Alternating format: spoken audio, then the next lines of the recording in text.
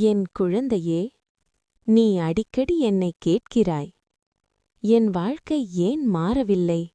ஏன் இவ்வளவு சிரமம்? நான் எப்போது வெற்றி பெறுவேன்? இப்போது நான் உனக்கு ஒரு கதையை சொல்கிறேன். ஒரு மேய்ப்பான் சிறுவன் இருந்தான். அவன் அடிக்கடி ஒரு பொக்கிஷம் பற்றி கனவு கண்டான்.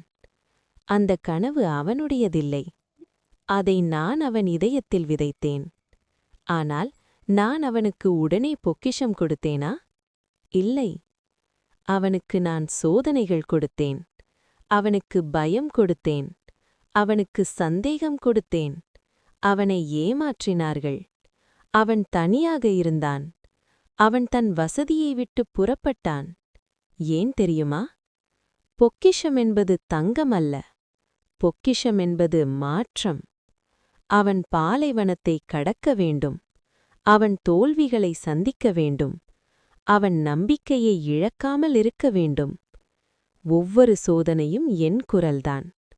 உன் கனவை உண்மையிலேயே நம்புகிறாயா? நீ என்னிடம் வெற்றி கேட்கிறாய். ஆனால் நான் சிரமத்தை அனுப்பும்போது நான் உன்னை விட்டுவிட்டேன் என்று நினைக்கிறாய். நீ வளர்ச்சி கேட்கிறாய். ஆனால் நான் சோதனையை அனுப்பும்போது நான் தண்டிக்கிறேன் என்று நினைக்கிறாய். என் குழந்தையே, பாலைவனம் உன்னை அழிக்க வரவில்லை.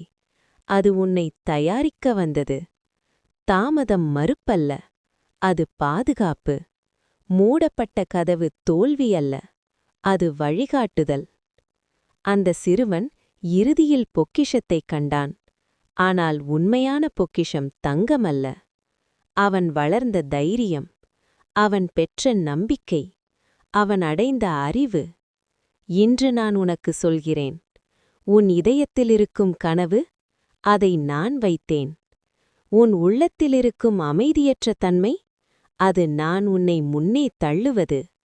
உன் தற்போதைய வாழ்க்கையிலிருக்கும் சிரமம், நீ இன்னும் பெரியதற்காக பிறந்தவன் என்று நான் நினைவூட்டுவது.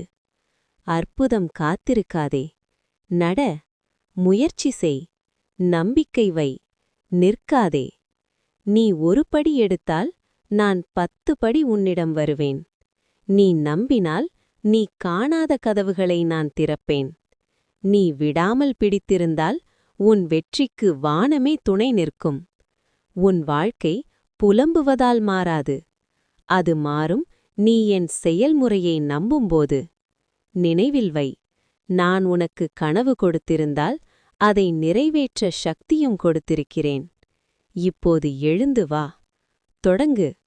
உன் பொக்கிஷம் காத்திருக்கிறது. நானும் காத்திருக்கிறேன்.